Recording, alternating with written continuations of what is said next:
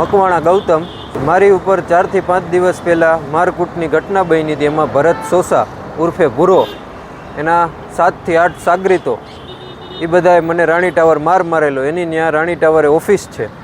પછી મને માર મારીને મોકલી દીધેલો. મન ફાવે એમ ગાડું દીધેલી મને. પછી મોકલી ગઈ.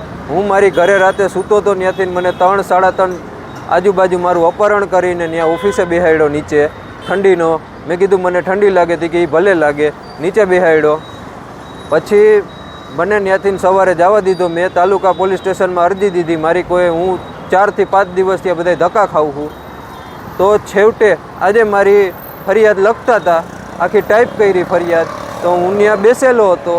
તો એ લોકો 7 થી 8 જણા, ભૂરો, એના સાગરીતો અવિનાશ, પપ્પુ, મયુર સોલંકી, એ બધા આવીને ત્યાં બેઠા. બીજા 2-3 જણા હતા.